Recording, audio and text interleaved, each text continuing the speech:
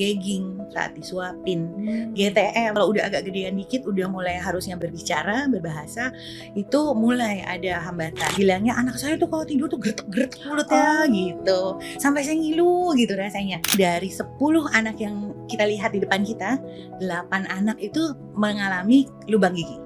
Itu berdasarkan Survei Kesehatan Indonesia tahun 2023. Taring ini kan harusnya tajam. Apabila anak kita memiliki taring yang sudah flat, udah tidak ada bagian tajamnya, kemungkinan besar itu berhubungan dengan gangguan pernafasan saat tidur. Apa hubungannya kok bisa jadi flat ketika gangguan tidur? Ya, deteksi awal apabila anak kita mengorok, gitu ya, itu sudah langsung harus menjadi tanda bagi orang tua bahwa oh apa ini. Tapi memangnya kalau makan itu membutuhkan gigi dok? Apakah bisa dengan gusi saja gitu? Itu good question. Anak GTM ada gangguan tidur, gampang kebangun-bangun, sampai gangguan bicara, dan sampai saat ini Aibun belum ketemu akar permasalahan dan solusinya. Aibun wajib tonton episode Tanya Ahli hari ini. Dengan saya, Dr. Mesti, spesialis anak, founder dari Tentang Anak, akan berkunjung langsung dan berbicara dengan satu narasumber yang luar biasa yang akan mencari apa sih akar masalah yang salah satunya terhadap 3 kejadian ini, dan kita akan sama-sama cari solusinya. Yuk ikut. Selamat pagi Dr. Alia. Selamat pagi Dr. Mesti, apa kabar? Baik Dr. Alia, apa kabar? Baik, alhamdulillah. Terima kasih banyak ya dok untuk waktunya mau edukasi ayah bunda dan kita semua sehingga semakin pintar. Terima kasih juga kesempatannya. It's an honor. Aku fans banget sama Dr. Mesti. Dengan Tentang Anak, dengan segala informasi yang sangat berguna buat kami semuanya di Indonesia. Thank you dok. Oke, langsung aja nih dok. Kenapa aku memilih topik hari ini? Karena ternyata ada satu masalah terkait nggak mau makan, susah tidur, yang berhubungan dengan keahlian Dr. Alia ini nih dok. Mungkin Dr. Alia boleh share sedikit? Mungkin ini sebuah kesempatan ya bagi saya sebagai dokter gigi anak. Mungkin juga banyak Aibun yang belum paham bahwa dokter gigi itu ada dokter gigi spesialis kedokteran gigi anak. Jadi kami adalah dokter gigi yang bisa mengerjakan seperti dokter gigi umumnya, namun lingkup pekerjaan kami dibatasi oleh usia, yaitu dari 0 hingga 18. Pekerjaan kami tidak hanya kuratif, jadi tidak hanya menambal, tidak hanya mencabut gitu. Which is itu kelihatannya dokter gigi itu cuma nambal, cabut gitu ya dok ya. Iya, mungkin ada perspektif juga di dokter anak ketika buka mulut lihat anak ya cuma lihat ada gigi bolong apa enggak, sama amandelnya bengkak apa enggak. Betul sekali dok. Jadi memang kenapa? Tapi sebenarnya mungkin ada latar belakang dari situ. Kenapa hanya yang menjadi concern itu adalah karies atau gigi berlubang? Karena memang kenyataannya prevalensi karies gigi itu di Indonesia khususnya itu masih sangat tinggi. Kita masih bisa bilang dari 10 anak yang kita lihat di depan kita, 8 anak itu mengalami lubang gigi. Itu berdasarkan Survei Kesehatan Indonesia tahun 2023. Jadi makanya concern kita, problem orang tua itu masih berkisar kepada lubang gigi. Tapi sebenarnya kita agak melupakan bagian dari tugas dokter gigi anak yang sebenarnya juga besar, tapi tidak kalah besarnya dibanding menambal dan mencabut gitu ya. Itu pencegahan. Pencegahan sendiri itu banyak sekali sebenarnya kurunnya, namun yang menjadi concern saya terutama adalah yang terkait dari 2 hal, yaitu kita bilangnya gangguan pernafasan yang terkait dengan gangguan tidur. Jadi sleep disorder breathing sama non-nutritive sucking habit. Jadi pasti Dr. Mesti udah lebih tahu bayi itu makan dengan cara menghisap. Asi ya. Yes, menghisap, ada gerakan mulutnya yang mengakibatkan ada vakum di dalam rongga mulutnya sehingga air susu keluar, terpompa. Nah, pola ini sebenarnya harus pelan-pelan merubah, digantikan oleh pola penelan mature atau dewasa yang membutuhkan makanya orang tua butuh memberikan empati dengan tekstur yang meningkat dan teratur gitu, ada timingnya. Nah, masalahnya ada kondisi-kondisi di mana perubahan itu tidak terjadi. Jadi misalnya mungkin gampangnya kita lihatnya mengempeng botol, padahal sebenarnya udah nggak ada yang diminum gitu. Dot, kemudian hisap jempol gitu ya. Jadi kebiasaan-kebiasaan yang terkait dengan memasukkan benda ke dalam rongga mulut tapi tidak dengan tujuan makan. Oke. Lalu yang pertama tadi, nah ini dia nih yang Ya. pengen garis bawahi. Tidur itu seharusnya lelap. Apabila ada gangguan pernafasan yang terjadi pada saat tidur, ternyata efeknya banyak sekali. Salah satunya ke rongga mulut. Tanda-tandanya paling mudah dilihat di rongga mulut, yaitu misalnya permukaan gigi itu menjadi kehilangan tonjol-tonjolnya. Jadi mungkin Aibun bisa iseng gitu ya buka mulut anaknya, kemudian lihat geraham itu kan harusnya bertonjol-tonjol. Taring ini kan harusnya tajam. Apabila anak kita memiliki taring yang sudah flat, udah tidak ada bagian tajamnya, kemungkinan besar itu berhubungan dengan gangguan pernafasan saat tidur. Oke, baru tahu dong. Itu gimana apa hubungannya kok bisa jadi flat ketika dia gangguan tidur? Ya, jadi gangguan pernafasan saat tidur itu ciri-cirinya adalah anak itu mencoba untuk mencari jalan nafas yang terbesar dengan cara menggeser-geserkan rahang bawahnya. Sehingga kita bilangnya Brock system kalau dokter gigi. Jadi suka gering-gering gitu ya? Kalau orang tua kalau berobat bilangnya anak saya tuh kalau tidur tuh gretek-gretek mulutnya gitu. Sampai saya ngilu gitu rasanya. Nah seperti itu biasanya itu terkait dengan posisi mandibula atau posisi rahang bawah yang dia upayakan untuk digerakkan supaya ada aliran udara yang lebih banyak masuk ke dalam tubuhnya gitu. Nah kemudian yang kedua rongga mulut cenderung kering karena bernafasnya melalui mulut. Saat tidur itu terdengar mengorok karena rahang bawahnya terdorong ke belakang lalu mulut terbuka terus jadi pernafasannya lewat mulut dan terdengar ngorok gitu. Itu salah satu tanda-tanda yang paling obvious dan kami biasanya mengaitkan itu juga dengan posisi penelanan, fungsi penelanan gitu. Jadi kadang-kadang rahang bawah itu mundur ke belakang karena lidah tidak mampu untuk stretch atau bergerak bebas gitu bebas. Betul. Lidah drop ke bawah, rahang bawah mundur ke belakang, mulut terbuka, tapi dia tetap harus bernafas kan, mau nggak mau jadinya gangguan nafas atau mengorok dan lain-lain saat tidur gitu. Dan ini bisa saja terjadi tadi ya karena pola makannya nggak benar atau menyusunya nggak benar atau tadi non nutritif saking ini. Gitu. Betul. Kaitannya sebenarnya pada dasarnya semua harus fungsi-fungsi hendaknya terjadi secara normal dan baik kan gitu ya dok ya gitu. Nah apabila pernafasan tidak baik saat tidur, kualitas tidurnya juga tidak baik, akibatnya pada saat dia bangun cepat lelah, cepat ngantuk di saat siang hari, gangguan kerjasama dengan orang tua misalnya disuapin jadi susah, diajak belajar dan lain-lain jadi susah gitu. Itu salah satu kaitan yang biasanya kami tanyakan. Jadi apakah malam ada gangguan tidur, apakah siang ada gangguan perilaku, itu biasanya ada kaitannya. Dan tadi ya kalau tidurnya nggak bagus, perilakunya seolah-olah nggak fokus gitu ya, nggak mau diam gitu ya, jadi emosinya meledak-ledak gitu. Jadi kan kasihan sekali gitu sebenarnya it's not their intention to behave like that gitu. Jadi kita bantu dan lucunya sayangnya bisa dilihat di rongga mulut gitu. Seperti Dokter Mesty tadi sebutkan itu tepat sekali.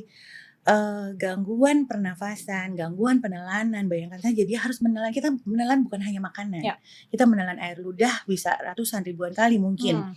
Nah, apabila penelanan itu dilakukan dengan cara yang keliru, dengan posisi lidah yang ke bawah masih seperti saat infant pada saat menyusu, itu akan mengakibatkan pembentukan rongga mulut juga ke arah yang tidak optimal. Dan makanya ini salah satu tandanya menelannya nggak bagus akhirnya drooling ya, masih sampai gede 2 tahun ke atas masih drooling. Nah kalau seperti ini jadi apa yang ayah bunda bisa lakukan segera gini?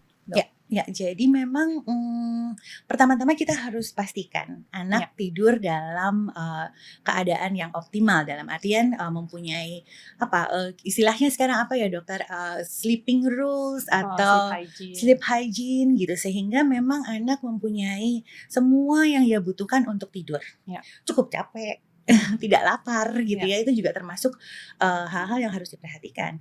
Lalu kaitannya sama kami dokter gigi anak membersihkan rongga mulut di dalam sebelum tidur itu sangat membantu karena itu merupakan sebuah kaitan rutin sehingga dia sudah tahu bahwa oke, habis ini saya harus tidur, aduh ini habis sikat gigi saya mulai mengantuk gitu. Jadi the whole proses menuju tidur itu hendaknya dipersiapkan dengan baik.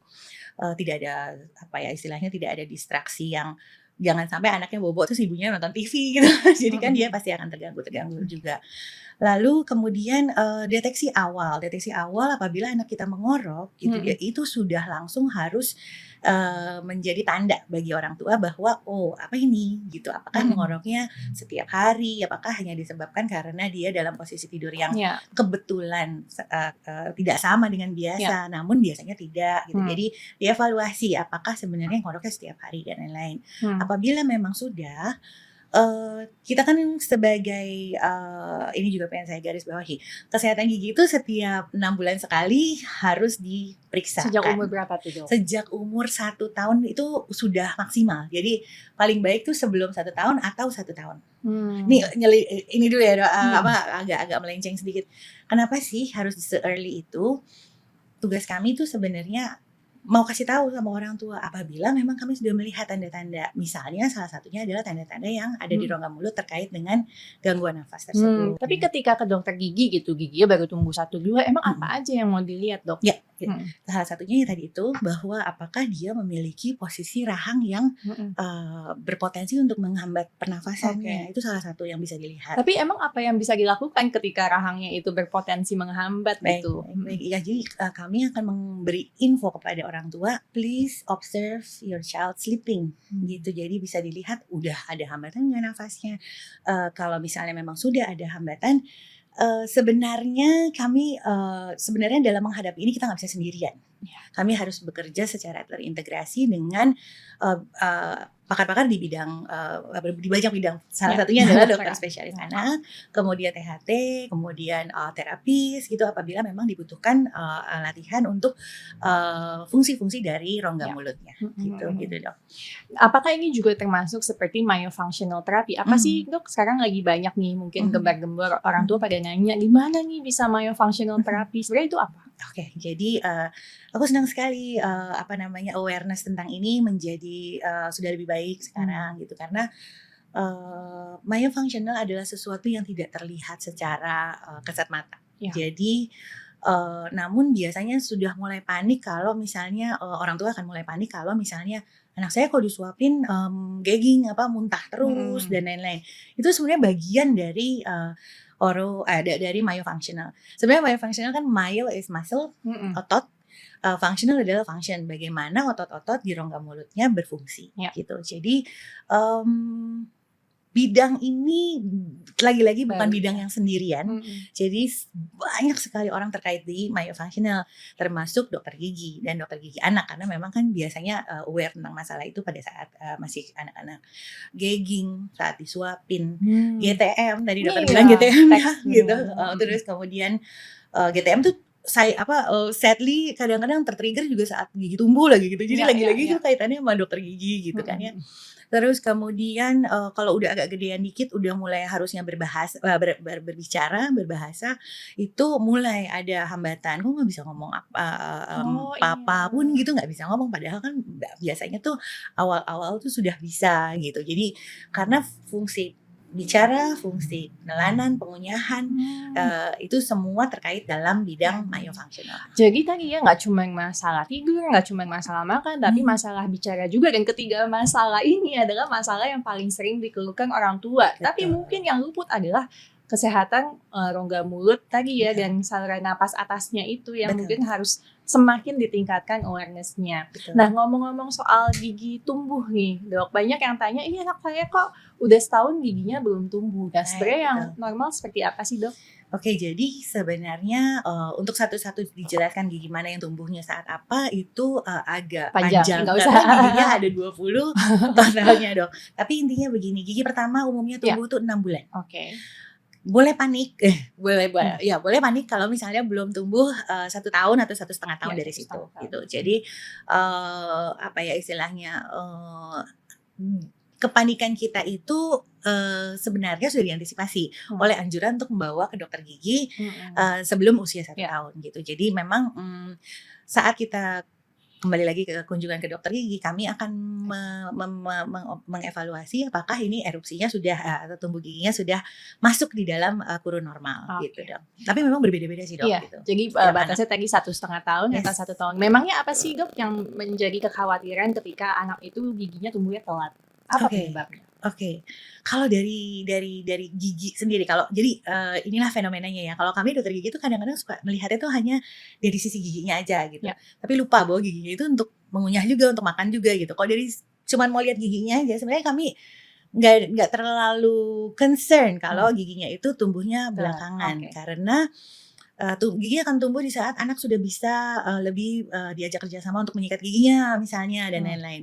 Namun kami juga harus, ingat bahwa gigi ini kan difungsikan untuk makan.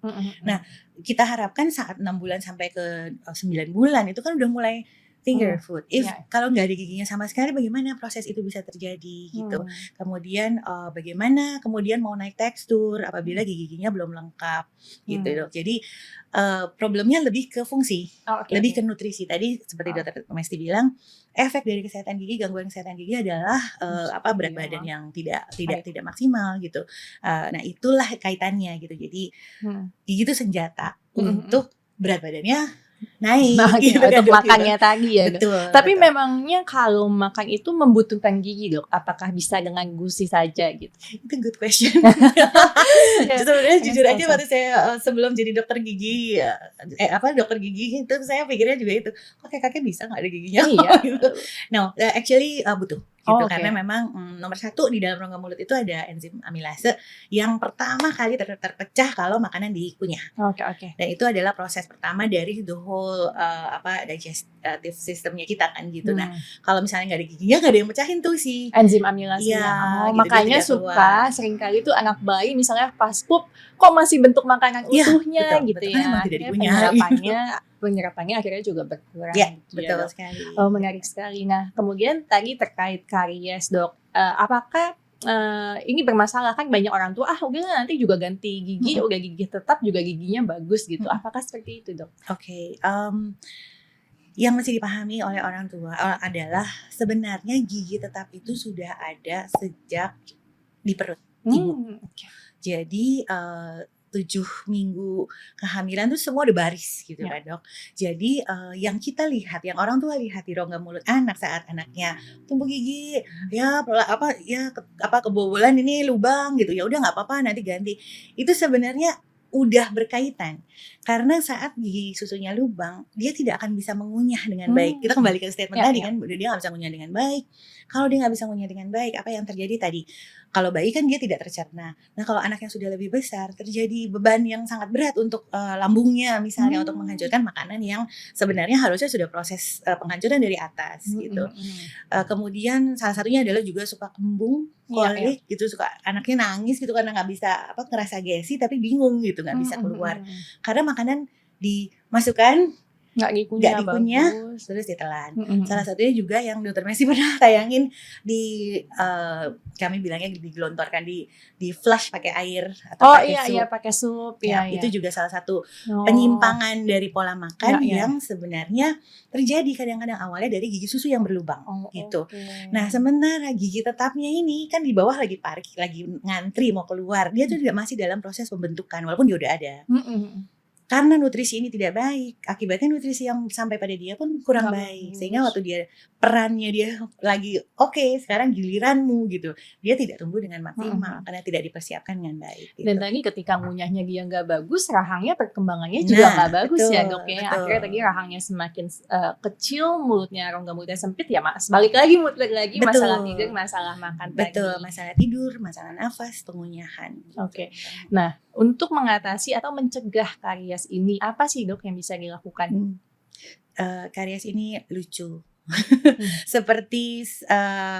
Sepertinya dia sebuah hal yang simple, tapi sebenarnya ada sebuah jurnal yang menurut saya bagus sekali, tulisan bagus sekali, dibilangnya karies is not a medical problem, it's a behavior problem. Karena sebenarnya ini masalah pola hidup, masalah disiplin dari kecil, kapan sikat gigi, kapan makan. Jadi jarak makan itu sebenarnya nyambung antara dokter anak menyarankan untuk harus ada jarak makan yang baik loh untuk puasa gitu. Kami juga butuh puasa itu. Jadi karies itu terjadi saat gigi itu keseringan tersiram asam. Asam tuh bukan rasa asam tapi pH yang rendah di dalam rongga mulut. Penyebabnya makan, nyemil, dikasih susu. Karena kan sering sekali kita, oh kasihan nih belum makan gitu, atau tadi makannya sedikit, jadi dikasih cemilan lagi. Terus tapi dia masih mau minum susu karena emang dia sukanya nyusu karena giginya sakit gitu misalnya. Terus dalam 1 hari tersiram atau terendam oleh pH yang rendah, then it becomes lubang yang lebih buruk lagi gitu. Jadi pola makan, pola sikat gigi, waktu sikat gigi, durasi sikat gigi. Jadi waktu sikat gigi yang ideal itu adalah pagi sesudah makan pagi dan malam sebelum tidur. Jadi bukan patokan mandi ya dok ya, kan biasanya mandi pagi, mandi sore gitu. Yes, kita di Indonesia itu terbiasa dengan mandi pagi dan mandi sore. Lalu, aku selesaikan dulu yang ini ya tadi. Sikat giginya 2 menit. 2 menit full, jangan kurang dari 2 menit. Dan lucunya orang Indonesia itu tendensinya kita dari survei kesehatan Indonesia sudah sikat gigi sudah berapa kali? Sekali. Dan pas dihitung sekalinya itu nggak sampai 1 menit, 59 sekian detik gitu ternyata rata-ratanya. Jadi sebaiknya 2 kali sehari, pagi sesudah makan, malam sebelum tidur, dan selama 2 menit itu dikerjakan oleh semua anggota keluarga. Karena anak hanya akan mengerjakan dengan model yang baik gitu. Kemudian yang tadi aku hampir sebutkan juga bahwa sikat gigi itu kalau kita di Indonesia senangnya harus di kamar mandi gitu. Padahal sebenarnya kalau kita tilik gitu ya di luar sana tuh no, sikat gigi itu nggak identik dengan kamar mandi. Karena kita tidak terlalu butuh kumur loh setelah sikat gigi, karena fluoride yang ada di pasta gigi itu hendaknya tidak terlalu dibilas agar dia bisa menyerap ke dalam email gitu. Sorry dok. Jadi untuk pasta gigi itu harus berfluoride atau sekarang kan banyak dibilang teknologi baru menggantikan fluoride, itu gimana? Oke, karena maksudnya kami dokter gigi anak tergabung di dalam Ikatan Dokter Gigi Anak, kami masih mengikuti patokan bahwa fluoride itu memang dibutuhkan. Kenapa? Karena kebutuhan fluoride ini terkait lokasi kita juga di globe di dunia. Kemudian kita di Indonesia nggak ada suplemen fluoride apapun yang masuk ke dalam air kita atau garam kita atau tepung kita gitu ya. Jadi kita the only kesempatan fluoride masuk ke dalam mulut anak ya memang lewat pasta gigi gitu. Jadi kalau buat saya masih, dan buat saya juga asal ikuti, kalau di bawah 3 tahun sebutir beras, di atas 3 tahun sebutir jagung, dan it will be okay. Karena semua sudah diperhitungkan. Gak mungkin gitu ke kondisi toksik itu kecuali kayak pasta gigi dimakan satu tempat gitu ya. Iya gitu. Kita sangat beruntung kok bahwa kita akses fluoride cuma dari situ gitu. Jadi ya kita bisa mengontrol. Justru kalau misalnya ada dari lain, justru kita kesulitan mengontrol. Dan karena jumlahnya tadi ya sesuai dibatasi dan 1000 ppm gitu ya dok. Betul, ya. Jadi dipilih yang 1000 ppm. Jadi kalau ketelan pun juga harusnya tetap aman ya dok. Sudah diperhitungkan. Nah kemudian kalau anak itu boleh nggak sih sikat gigi sendiri, itu kapan dok? Ini aku sangat senang pertanyaan ini karena terkait dengan tumbuh kembang dan perkembangan psikologis anak gitu. Karena memang secara psikologis anak usia dini, yaitu batasnya sampai 8 tahun, itu mereka masih butuh guidance. Nomor 1, guidance orang tua. Karena they don't have the ability untuk ambil keputusan decision making bahwa ini udah bersih menurut saya gitu. Dia belum bisa. Itu part kita sebagai orang tua. Terus kedua, mereka belum memiliki kemampuan kematangan motorik halus yang dibutuhkan untuk bisa menyikat gigi secara maksimal gitu, optimal. Sehingga masih membutuhkan guidance dari orang tua. Yang ketiga terakhir adalah hendaknya fase anak usia dini ini dijadikan fase pembiasaan. Jadi bukan pembelajaran sikat gigi. Karena bedanya adalah kalau pembiasaan sangat terkait dengan waktu, frekuensi, waktu, kemudian durasi, sehingga lama-lama kita harapkan masuk jadi habit. Nggak usah, kenapa sih harus sikat gigi itu berulang terus setiap hari gitu. Tapi dimasukkan menjadi habit melalui proses pembiasaan. Make it a habit dengan cara rutin, bikin jadwal, bikin rewarding. Rewarding tuh nggak usah sesuatu yang harus dikasih gitu. Maksudnya dikasih fisik gitu ya. Dengan nyanyi gitu sesudah atau pas lagi sikat gigi dengan pujian gitu. Sehingga dia selalu merasa bahwa after I brush, aku dapat reward yang make me happy. Sehingga otomatis kalau aku mau happy ya I brush gitu. Jadi udah gak mikir lagi gitu. Itu kesempatannya cuma 8 tahun. Nanti setelah itu they always question everything. Nah udah itu baru harus dikasih lebih detail why pH yang tadi harus dijelaskan gitu. Jadi memang sikatnya ini harus dibiasakan dari bayi gitu ya, udah menjadi kebiasaan. Nah terkait tadi ya dok, gigi berlubang gitu. Banyak yang bilang bahwa gigi berlubang itu menular, makanya hati-hati kalau orang tua itu giginya berlubang nanti nular ke anaknya, atau pengasuhnya giginya oral hygiene-nya buruk nanti anaknya ketularan. Nah, itu gimana menurut dokter? Ini menarik ya, karena sebenarnya ada dua hal. Jadi ada kata-kata penularan dan ada kata-kata gigi berlubang. Sebenarnya yang ditularkan bukan gigi berlubangnya. Jadi gigi berlubang ini nggak bisa dia nular ke gigi sebelahnya jadi lubang lagi, sebelahnya gigi jadi lubang lagi, no. Tapi yang ditularkan berdasarkan jurnal yang melatar belakangi statement itu adalah kumannya. Jadi bayi itu lahir tanpa kuman yang menyebabkan lubang. Yang paling culprit tertuduh paling sering itu adalah Streptococcus mutans. Jadi setelah diperiksa, bayi itu memang nggak ada Streptococcus mutansnya. Kalau begitu dia nggak mungkin berlubang kan. Gitu. Namun dalam hidupnya yang singkat aja, mungkin dalam seminggu dia dicium, kita peluk, terus kemudian kita berteriak keras, dia lagi mangap. Karena itu tuh melalui air liur gitu. Jadi bisa saja dia terus terpapar oleh siapapun, bisa oleh kita, boleh oleh caretaker gitu ya. Sehingga menular tuh kumannya yang menular gitu, tetapi si lubangnya sendiri dia nggak mungkin kayak pindah gitu ke sebelahnya. Nah, once kuman itu ada, jadinya dia punya kemungkinan untuk lubang kan gitu. Jadi sebenarnya seperti itu, dan sebenarnya bukan cuma Streptococcus mutans, banyak sekali kuman-kuman yang memang transmittable dari air liur gitu. Jadi should we worry tentang itu? I don't think so, kecuali kita mengabaikan yang tadi. Kebiasaan yang baik dibangun tentang sikat gigi dan lain-lain gitu, karena kuman itu ada di dalam rongga mulut kita bisa. Kuman itu kan sebenarnya di mana aja, yang penting bagaimana kita menjaga barrier tubuh kita, fisik kita tetap sehat.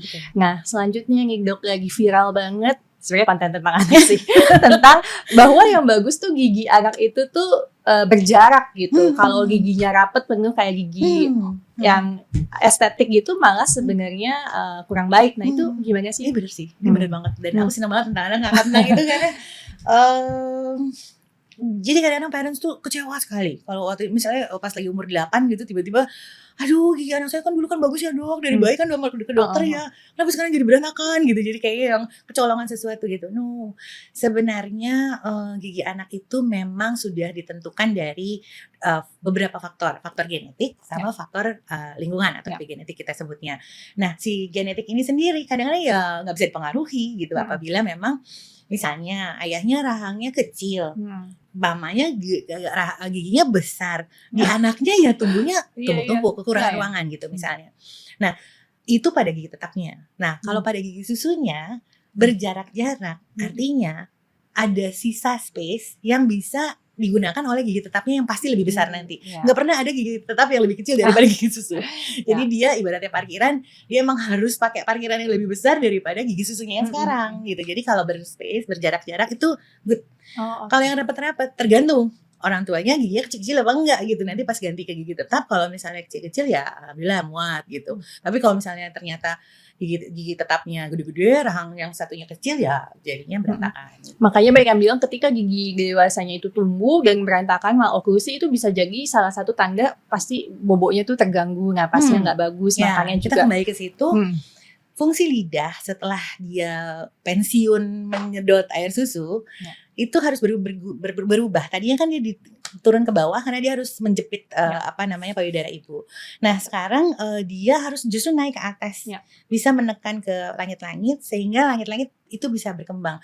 Kok langit-langit bisa berkembang sih? Itu kan tulang gitu kan ya. Karena di tengahnya itu ada sutura, ada pertemuan dua tulang yang mana di tengahnya ini ada tendensi untuk kalau dia kena force, kena tekanan, ya dia melebar. Kalau udah dia melebar, dia terisi tulang, melebarlah semuanya. Kaitannya dengan nafas, ini lebih canggihnya lagi adalah rahang yang tidak berkembang. Kita harus underline adalah rahang atas itu langit-langitnya rahang atas adalah lantainya rongga hidung. Lewat mana sih kita harusnya nafas? Lewat hidung gitu kan. Jadi kalau misalnya rahang itu sempit, rahang atas itu sempit, rongga hidungnya juga sempit. Jadi tidak cukup space untuk bernafas melalui hidung. Kapan itu mulai kelihatan simptomnya? Ya misalnya pada saat anak-anak sudah mulai kelihatan buka mulut menganga, kemudian nafasnya lewat mulut. Kami kalau dokter gigi ceknya dengan kaca, kan kalau dokter gigi ada kaca mulut yang bulat itu, kami tempel di dekat hidung. Kalau nggak berembun, oh, napasnya nggak di mulut tuh. Oh, oke. Nah, selanjutnya dok, banyak orang tua nih ya, kalau ke saya ketemu, giginya karies gitu. Mereka bilang, ya anaknya nggak bisa disikatin gigi gitu. Anaknya berontak, marah, kuat banget, susah gitu kan. Nah, itu bagaimana sih dok? Kembali lagi ke proses belajar tadi, ke pembiasaan tadi itu, memang menyikat gigi itu bukan sebuah proses yang bisa dikerjakan setengah hati. Ya. Orang tua mesti mindful, sama seperti nyuapin makan. Orang tua mesti mindful, mesti sadar betul bahwa anaknya sedang belajar melakukan sesuatu yang nggak gampang. Ada airnya, ada busanya, terus gerakannya kemana-mana. Dia pasti akan takut tertelan, dia pasti akan capek buka mulut lama-lama. Jadi butuh kesabaran, butuh pengakuan dari orang tuanya. Sebenarnya saya sendiri suka nggak ya sikat gigi? Kalau memang parentsnya nggak suka sikat gigi, how can they model gitu? Jadi fix that first gitu, sehingga kita bisa mindful dalam mengajarkan menyikat gigi. Karena tadi itu pembiasaan kan. Pembiasaan itu modelnya cuma modeling, niru. Jadi orang tua have fun dulu, pilihlah sikat gigi yang disukai gitu, terus pasta gigi yang dirasanya enak gitu untuk si orang tua. Kemudian lakukan properly. Nowadays tuh bisa beli ini namanya disclosing solutions.